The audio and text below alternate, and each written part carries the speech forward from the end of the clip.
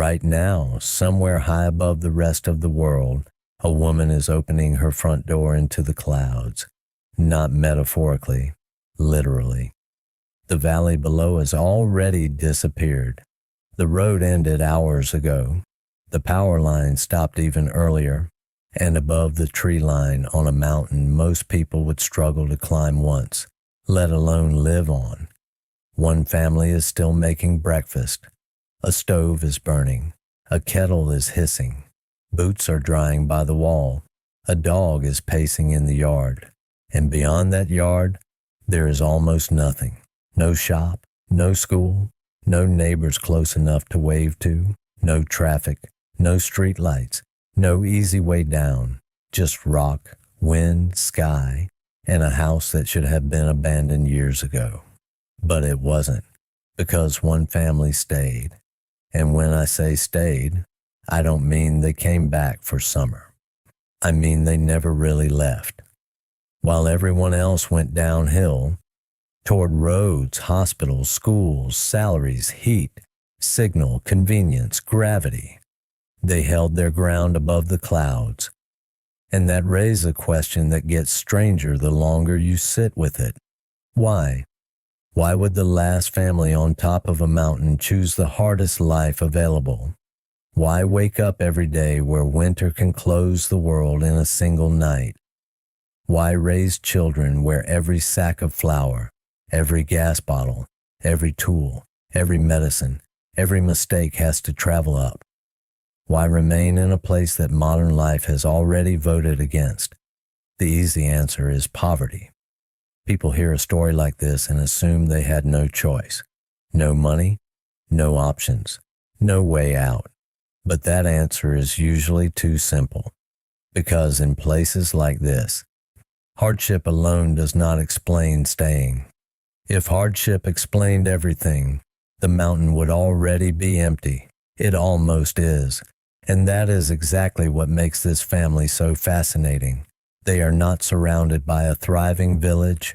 They are the afterimage of one, a living remainder, a final chapter, still refusing to end. To understand them, you have to understand the mountain first. And to understand the mountain, you have to forget the way lowland people think about land. Down below, land is something you own, a plot, an address, a market value, a place measured in access. Up here, land is not an asset. It is a relationship. It feeds you, tests you, protects you, punishes you, shapes your calendar, shapes your body, shapes your children. The mountain decides how you walk, how you build, how you sleep, how you store food, how you bury the dead, how long you can stay outside, how early you wake, how carefully you listen. And for centuries, entire communities accepted that bargain. They built villages on ridges and plateaus so high and exposed that from below they still look impossible. Stone houses clinging to slopes, terraces carved by hand, goats moving along paths that barely deserve the name, smoke rising from homes that seem less constructed than anchored. To outsiders, these places always looked romantic from a distance, until you imagine carrying water there in January, until you imagine a sick child there at midnight, until you imagine old age there. Then the romance begins to thin out and reality takes its place. For generations, though, mountain villages survived because they were not isolated from a larger world. They were part of one. Hard places, yes, but functioning places. There were many families, many animals, many hands, many fires lit at dusk. People married there, worked there, argued there, buried parents there, raised children there. Life was difficult, but it was shared. And that changes everything. A hard life becomes survivable when it is collective. A mountain becomes livable when the burden is distributed. One family keeps sheep, another cuts hay, another repairs roofs, another knows herbs, another knows stone, another has sons strong enough to carry grain before the first snow. Community is what makes altitude human. And once that community begins to collapse, the mountain changes character. It does not become steeper. It becomes lonelier. That is what happened here. Not all at once. That is never how these places empty. No dramatic final exodus. No single day when everyone locked their doors and left. First came the road below, then the school farther down the slope, then jobs elsewhere, then television, then phones, then the first family that said, just for winter, then the second family that said, just until the children are older, then another who left after a bad harvest, another after an illness, another after a roof gave way under snow, another after the old parents died. And little by little, what had once been a village became a memory wearing the shape of a village. The houses remained. The paths remained. The stone walls remained. But life thinned out inside them. Windows darkened. Doors warped shut. Grass pushed through old thresholds. The mountain started taking back what people stopped defending. And then, eventually, there was one family left. The last light on the ridge. The last smoke from a chimney.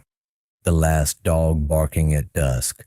The last children, or maybe no children anymore. The last people who still knew which path stayed safe after rain. Which spring ran longest into late summer. Which wall needed reinforcing before winter. Which roof beam always creaked before a storm. That knowledge matters more than people realize. Modern life has made most people believe that survival is a matter of equipment, good boots, a generator, a four-wheel drive, an emergency radio, solar panels, maps. And yes, all of that helps. But in a place like this, survival is still mostly memory, inherited memory, stored not in devices but in habits. How high to stack firewood, how early to salt meat, how to read cloud shape over one specific ridge, how to hear wind shift before weather turns dangerous, how much hay your animals will really need, not in theory, but here, on this slope, in this winter. That is what the last family preserves. Not just a house, not just a lifestyle, an operating system, one that the mountain recognizes. And the strangest part is that from the outside, their life may look almost prehistoric. A stone home, a rough yard, water carried by hand or pipe from a spring, heat from wood, animals close by, supplies rationed carefully, a trip downhill treated like an expedition, not an errand. But if you spend enough time thinking about it, the more unsettling realization is this: their life is not primitive. It is specific. It is a life designed around one place instead of a system designed to work everywhere. And that difference is enormous. Most of modern life is portable. You can move it from one city to another without changing much. Apartment, job, supermarket, road, signal, delivery. Everything interchangeable. But mountain life like this is not interchangeable at all. It only works because it is rooted. The family is not simply living on the mountain. They are reading it, responding to it, negotiating with it every day. Morning starts before the sun fully clears the ridge. The cold is different up here. It is not just temperature. It has weight. It sits in the walls, in the floorboards, in the metal latch on the door, in the water bucket, in your first breath. So the day begins with fire, always fire, not for atmosphere, not for comfort in some vague poetic sense, for survival. Somebody wakes first, somebody feeds the stove, somebody checks the ash, somebody steps outside to read the sky. And even that tiny act, stepping outside, is not casual on a mountain like this. You don't simply go out. You prepare to go out. You feel the wind first. You listen. You look for ice. You scan the slope. Because weather is not background up here, it is authority. Breakfast is not rushed. Nothing meaningful on a mountain can be rushed without punishment. Tea, bread, cheese, eggs if the hens are laying, maybe yogurt, maybe soup left from the night before. Food is practical, dense, earned, and while the meal may look simple, everything around it has cost labor, wood cut, water carried, animals fed, milk taken, bread baked. Nothing arrives anonymously. That is one of the deepest differences between this family and the world below. Down there, life comes packaged. Up here, life arrives attached to effort, and that changes the emotional meaning of ordinary things. Heat means wood. Wood means time. Water means distance. Milk means tending. Snow means planting. Darkness means fuel. There is no invisible infrastructure hiding the truth of how life works. The truth is always in the room. After breakfast, the mountain begins asking for payment. Animals need checking. Fences need repair. A path needs clearing. Roof stones need adjusting. A tool needs fixing. A sack needs carrying. A spring needs inspecting. In summer, there is hay. Always hay. Mountain families do not simply enjoy summer. They race through it, because every bright day is a future winter day in disguise. Grass cut now becomes survival later. Wood stacked now becomes survival later. Cheese dried now becomes survival later. Every task contains another season inside it. That is how these places train people to think. Long term, physically, without slogans, without self-help books. The mountain teaches preparation because it punishes improvisation, and winter is where the truth of the life reveals itself. Anyone can admire a mountain in July. Winter is the real interview. That is when the road below becomes irrelevant. That is when paths vanish. That is when silence deepens into something almost total. Or that is when a single snowfall can redraw the map between the house and the outside world. The roof groans. The doors jam. The animals consume the stores you calculated months before. The hours stretch. The dark arrives early, and the family has to become enough for itself. That phrase matters. Enough for itself, because that may be the deepest meaning of why they stayed. People often assume the opposite of modern convenience is suffering.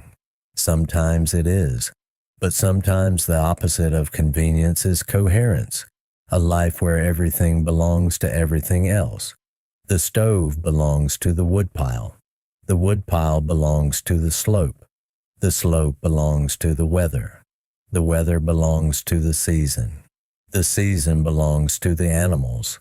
The animals belong to the family. The family belongs to the house. The house belongs to the mountain. That circle may be exhausting, but it is also complete. Modern life breaks that circle into fragments. You work here, shop there, sleep somewhere else, eat food from nowhere you know. Heat comes from a switch, water from a pipe, news from a screen, company from a phone, and before long your life functions, but no longer feels fully connected to place. That may be what this family refused to lose. Not comfort, meaning. Because living on a mountain like this does something the lowlands rarely do anymore. It makes consequence immediate. If you neglect the roof, the weather enters. If you waste daylight, the chore remains. If you forget to store enough, winter remembers for you. If you stop maintaining the path, the mountain closes it. There is no long delay between action and result. And strange as it sounds, many people would rather live under pressure than inside abstraction. At least pressure is honest. At least reality answers back.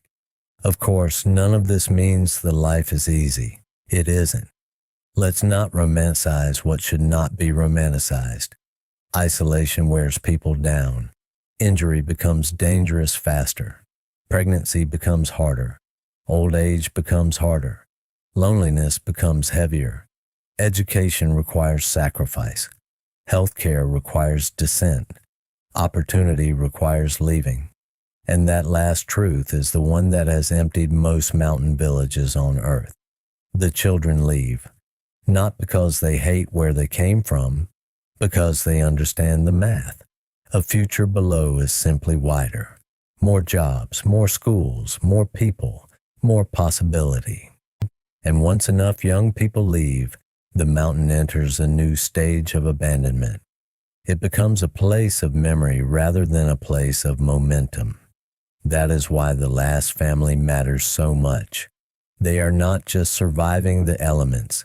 They are surviving after critical mass, after the village stopped being a village in the normal sense, after the blacksmith left, after the teacher left, after the baker left, after the neighbor down the path stopped opening his shutters. They stayed after staying stopped making practical sense. And whenever human beings do that, there is always a deeper reason. Sometimes it is land. The house is theirs. The pasture is theirs. The graves are theirs. Below the house, somewhere on that slope, are the people who made them possible. Parents, grandparents, maybe great-grandparents. People who cut the beams, laid the stones, survived winters even harsher than these. To leave is not just to change address. It can feel like betrayal, not in a dramatic way, in a quiet one, like speaking over the dead with your feet. Sometimes the reason is identity. If your entire life has been shaped by one mountain, who exactly are you without it? People underestimate how much location can become personality. Down below, the last family would not just be in a different place. They would become different people. Their skills would matter less. Their rhythm would break. Their authority would shrink.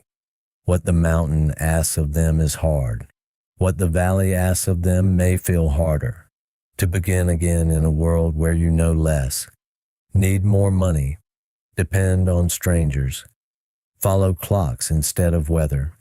Rules instead of instinct. Noise instead of wind. That transition can feel less like liberation than exile. And then there is pride. Not vanity.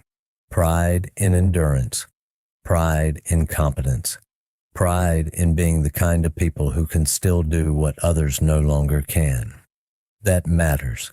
It matters more than comfortable people like to admit. The modern world likes to believe everyone is secretly trying to reach the same destination. More convenience, more access, more ease, more connection, more choice. But some people do not experience those things as freedom. They experience them as dilution. Too much dependence, too much noise, too much compromise, too much distance from what is real. For a family like this, staying on the mountain may not feel like deprivation. It may feel like clarity. They know what their life is for. That is rare, and rarity has its own power. Imagine evening there. The work slows. The wind changes. Animals settle. The last light drags across the ridge and then disappears all at once. Mountain dark is different from city dark. It is not lit around the edges. It arrives whole. The house tightens around firelight. One room warm, one pot simmering. Shadows along the wall. Wet clothes drying. Someone mending. Someone cutting bread. Someone looking out the window into blackness, thick enough to swallow distance. And beyond that window are the empty houses. The ones that used to glow too. That may be the saddest part of the story, not the difficulty, the absence, because the last family is never only living with nature. They are living with ghosts of ordinary life, a house that once held laughter, a yard once used, a roof no one repairs now, a path that still remembers footsteps. Abandonment is not empty. It is crowded with what used to happen there. and the family sees it every day, which means staying is not just practical, it is emotional labor. They are witnesses as much as residents, witnesses to a way of life narrowing into almost nothing, witnesses to a world that can no longer reproduce itself, witnesses to the fact that once the last family leaves, the mountain will change category forever. It will stop being lived in and become visited. That transformation sounds small. It isn't. A place inhabited and a place admired are not the same thing. A place inhabited has obligations, repairs, chores, animals, routine, memory and active use. A place admired has views, photos, nostalgia, distance. One is life. The other is scenery, and maybe that is why stories like this grip people so deeply. Because everyone can fail, even if they can't articulate it, that something precious vanishes when the last family goes. Not just population, not just tradition, a certain kind of human relationship with place. The relationship where land is not backdrop, not weekend escape, not content, but home in the oldest, heaviest sense of the word. The mountain does not care about any of this, of course. That is another truth. It will outlast the family. It will outlast the village. It will outlast the road below, and the government maps and the documentary titles and the comment sections and the romantic fantasies of people who have never had to survive a blizzard at this altitude. The mountain is patient. Human beings are not. That is why the last family feels so moving, because they are trying, in their small human way, to hold continuity against a force much larger than themselves. Not just weather, time, depopulation, modern gravity, the pull downward that has emptied so many ridges and plateaus across the world, and they cannot win forever. That is the heartbreaking part. No last family stays last forever. Eventually age intervenes, or illness, or exhaustion, or inheritance, or one winter too many. And when that day comes, the house will probably still stand for a while. The tools may still hang on the wall. The stove may still blacken the ceiling. The path may still lead to the door. But the life inside it, the actual knowledge, rhythm, competence, memory, smell, sound, repetition that can disappear in a generation, sometimes in a season. That is why we should pay attention while such families still exist. Not because we all need to imitate them. We don't. Most people would not survive their life for a month, and many should not try.